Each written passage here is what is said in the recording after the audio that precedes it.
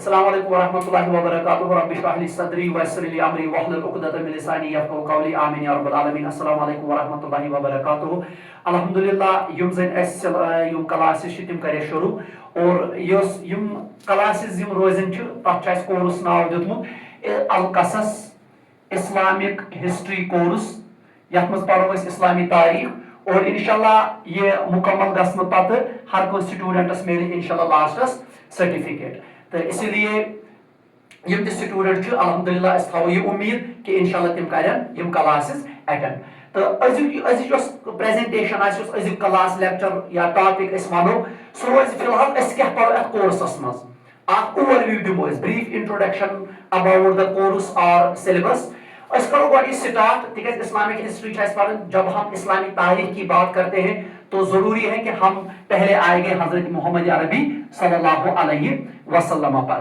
تو اس گۄڈنیُک اسہِ روزِ رسول اکرم صلی اللہ علیہ وسلم سن پیریڈ یہ نمو برابر یہ تک اور لاسٹ تک ہم جائیں گے انشاءاللہ جو ہماری اوٹومان امپائر ہے. یعنی اس پڑھو یہ حضرت محمد صلی اللہ علیہ وسلم سے ہم سٹارٹ کرنے جا رہے ہیں اور لاسٹ میں انشاءاللہ ہم پہنچیں گے اوٹومان امپائر. انفیکٹ خلافت عثمانیہ ڈکلائن گئی کمزور گئی اور یم سات سا ختم آئی کرنا ترکی مز تو تم پتہ مسلم دنیا کیا حالت روز سو کرو انشاءاللہ نو کورس سٹارٹ. تو اس میں آج اگر ہم بریف انٹروڈکشن دیں گے سلیبس کے یا کورس کے متعلق کہ ہمیں کیا پڑھنا ہے تو پہلے ہم رسول اللہ صلی اللہ علیہ وسلم کی زندگی مقدس زندگی اس میں پڑھیں گے. یت مز پائی ارلی لائف اس میں ہم پڑھیں گے. مکی پیریڈ پڑھیں گے. محمد صلی اللہ علیہ وسلم نے 13 سال مکہ میں دعوت دی اور اس کے بعد محمد صلی اللہ علیہ وسلم نے 10 سال مدینہ میں دی. اس کے بعد انشاءاللہ ہم بات کریں گے سیکنڈ چیپٹر جو اس کا رہے گا وہ رہے گا دا پائس کیلیفیٹ.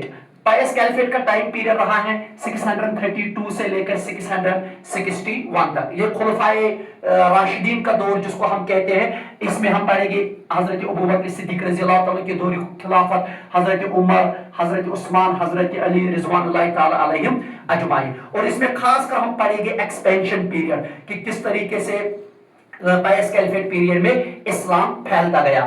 اس کے بعد ہم آئیں گے the third one is that is Umayyad Caliphate. خلفائے راشدین کے بعد اگر مسلمانوں کی کوئی سلطنت آئی, حکومت آئی, خلافت آئی تو اس کو ہم کہتے ہیں امیید کیلیفیٹ. اور امیید کیلیفیٹ کا ٹائم پیریڈ رہے گا 661 سے لے کر 750 تک. اور اس میں انشاءاللہ ہم پڑھیں گے کہ ان کا ایکسپینشن کیا تھا. پہلے جو رولر سے حضرت امیر معاویہ رضی اللہ تعالیٰ عنہ, اس کے بعد چلتے گئے یہاں تک کہ ان کا one of the most important ruler جو آیا تھا ولید بن عبد الملک, اور اس کے دور میں مسلمان اسپین تک پہنچے اور یہاں اگر ہم ایسٹ کی بات کریں گے انڈیا تک پہنچے. تو امیید کیلیفیٹ بھی ہم انشاءاللہ اس میں پڑھیں گے اور خاص کر اس میں ہم ذکر کرنے جا رہے ہیں بیت اللہ کربلا کہ کس طریقے سے حضرت حسین رضی اللہ تعالیٰ عنہ کو شہید کیا گیا. اس کے بعد فورتھ چیپٹر ہمارا رہے گا عباسڈ کیلیفیٹ. اس کورس میں 3 چیپٹرز کے بعد امیید کیلیفیٹ کے بعد جو مسلمانوں کی سلطنت جو امیید کیلیفیٹ کے بعد آئی that is known as Abbasid caliphate جس کو ہم کہتے ہیں عباسی حکومت. اور ان کا ٹائم پیریڈ رہے گا 750 سے لے کر 1258 تک. اور this is known as the golden age of Islam کیونکہ یہ وہ دور تھا اس میں فتوحات نہیں ہوئے. امیید کیلیفیٹ کی سب سے بڑی اہمیت یہ ہے کہ اس کے دور میں ایکسپینشن ہوا. لیکن جب ہم عباسڈ کیلیفیٹ کی بات کرتے ہیں اس میں ایکسپینشن نہیں ہوا, یعنی اسلام زیادہ سے زیادہ پھیلا نہیں بلکہ علمی عروج یہاں ہوا. اور اسی لیے this is known as the golden age of Islam. اسی میں بڑے بڑے سائنٹسٹز, سوشل سائنٹسٹز, فلاسفرز, مفکرین, محدثین, مفسرین وہ آئے, وہ ایمرج ہوئے اور انہوں نے ہم کہہ سکتے ہیں علم کی بنیاد رکھی. تو اس میں ہم پڑھیں گے ابن سینا کا کیا کنٹریبیوشن رہا, ابن الہیثم ہو, الخوارزمی ہو, ابن بطوطہ ہو. تو یہ گولڈن ایج اس میں ہم علمی طور پر پڑھیں گے اور خاص کر ہاؤس آف وزڈم کس طریقے سے خلیفہ مامون نے ایک ہم کہہ سکتے ہیں یونیورسٹی اس وقت قائم کی تھی جس میں تمام جو ٹرانسلیشن کا کام ہو رہا تھا اس وقت وہ ہاؤس آف وزڈم کے ذریعے ہو رہا تھا. اور سائنس کا کیا کنٹریبیوشن رہا, میڈیسن, میتھمیٹکس اینڈ ایجوکیشن, یہ ہم سب اس میں انشاءاللہ پڑھنے جا رہے ہیں. اس کے بعد ہم آئیں گے بدقسمتی سے جب ہمارا علمی عروج تھا اور ہم کہہ سکتے ہیں سیاسی عروج تھا, لیکن پھر بدقسمتی سے کیا ہوا, مسلمانوں کا زوال شروع ہوا اور جس کو ہم کہتے ہیں regional dynasties after the fall of Abbasid caliphate. تو مسلمان کمزور ہوئے کیونکہ because of the invasion of the Mongol empire तो हलाकू खान ने बगदाद पर हमला किया और हमारी जो अब्बासी खिलाफत थी वो खत्म हुई, और यहाँ से क्या हुआ, रीजनल डायनास्टीज इमर्ज हुए, यानी मुसलमान बिखरे, और तीत बिखरे कि बकल डॉक्टर अल्लामा इकबाल अलैहि रहमा तस्बीह के दाने बिखर गए, यम लच लच यम डायनास्टीज द्राय और यमो लज पान पान हुकूमत करन, यानी ये सेंट्रलाइजेशन सा गई खत्म। तो इसमें हम पढ़ेंगे कि जो पिटी डायनास्टीज, इंडिपेंडेंट डायनास्टीज, वो हम पढ़ने जा रहे हैं। जैसे फॉर एग्जांपल हम बात करेंगे ज़ंगी डायनास्टी, और इन पिटी डायनास्टीज में एक डायनास्टी थोड़ा बहुत जिसको हम कहते हैं कि जो एक स्ट्रॉन्ग डायनास्टी थी, दैट इज नोन एज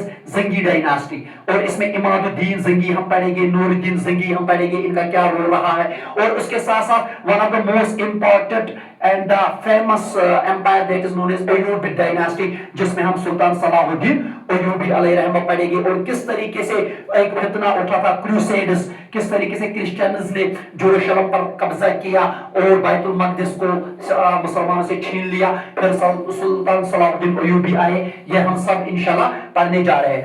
उसके बाद और एक पिटी डायनास्टीज में सबसे स्ट्रॉन्गेस्ट जो डायनास्टी आई थी सल्जुक डायनास्टी, ये भी हम इंशाल्लाह पढ़ने जा रहे हैं, सल्जुक डायनास्टी, और उसके साथ साथ ममलूक डायनास्टी, क्योंकि इनके बाद अगर इन पिटी डायनास्टीज के बाद अगर कोई कामयाब तरीन सल्तनत रही वो थी ममलूक सल्तनत, तो इसको भी हम इंशाल्लाह पढ़ने जा रहे हैं। फिर फाइनली मुसलमानों का दूसरा अरूज जो हम सेकंड फेज कह सकते हैं, तो वो था जो अल्लाह ताला ने इनको वो इज्जत बख्शा था, that is known as Ottoman Empire. Last में मुसलमानों को फिर से मुत्तहिद करने के लिए और एक तमाम वो सेंट्रलाइजेशन फिर से कायम करने के लिए वो आई थी ओटोमन एम्पायर, खिलाफत उस्मानिया, और इस खिलाफत उस्मानिया ने 600 सालों तक 3 बड़े अज़मों पर हुकूमत की थी, नॉर्थ अफ्रीका हो, साउथ यूरोप हो, और इसी तरीके से जो वेस्ट एशिया हो, इस तमाम एरिया पर खिलाफत उस्मानिया की हुकूमत थी। इसमें हम मेजर सुल्तान्स भी पढ़ेंगे,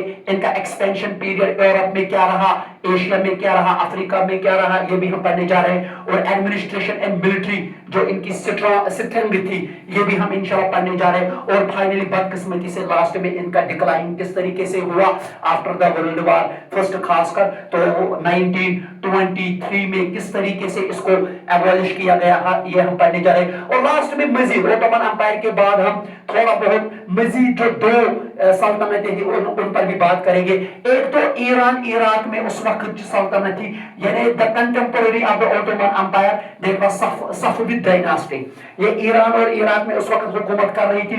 शाह इस्माइल का खास रोल इसमें है, इनका administration, art and architecture, relations with the neighbouring empires, ये हम पढ़ने जा रहे हैं। और लास्ट में हम हिंदुस्तान की अपनी हिस्ट्री की तरफ आएंगे। हिंदुस्तान में सबसे इंपॉर्टेंट जो उस वक्त मुस्लिम पीरियड था, तो जहां यानी एक तरफ खिलाफत उस्मानिया सेंट्रल एशिया या साउथ एशिया या हम कह सकते हैं नॉर्थ अफ्रीका, साउथ यूरोप पर हुकूमत कर रही थी। तो यहाँ अगर हम हिंदुस्तान की बात करेंगे तो उस वक्त यहाँ मुगलों की हुकूमत थी, और मुगलों में हम बाबर से लेकर औरंगजेब तक पढ़ेंगे कि किस तरीके से उन्होंने हिंदुस्तान में अपनी सल्तनत कायम की। लेकिन बदकिस्मती से फिर हम इनका भी देखेंगे कि किस तरीके से यहाँ डिक्लाइन हुआ और यहाँ फिर ब्रिटिशर्स राइज हुए। तो ये हमारा कोर्स है, एक इंपॉर्टेंट कोर्स, क्योंकि मुझे लगता है कि अगर किसी स्टूडेंट को इंटेलेक्चुअल रहना होगा, अगर किसी स्टूडेंट को स्ट्रॉन्ग रहना चाहिए, तो मुझे लगता है ज़हनी तौर पर, या अगर वो इस्लाम से वाकई इंस्पायर होना चाहता है तो इस्लामिक हिस्ट्री पर जरूरी उसको नजर होनी चाहिए। तो अगर हम देखेंगे जो हमारी यानी जब हम पढ़ने जाएंगे इंशाल्लाह, जब हम पढ़ेंगे तो यहाँ से अगर हम थोड़ा बहुत इस पर बात करेंगे, ये जो प्रॉफिट रसूल अकरम सल्लल्लाहु अलैहि वसल्लम का पीरियड ये था, और जब खुलफाए राशिदीन आया तो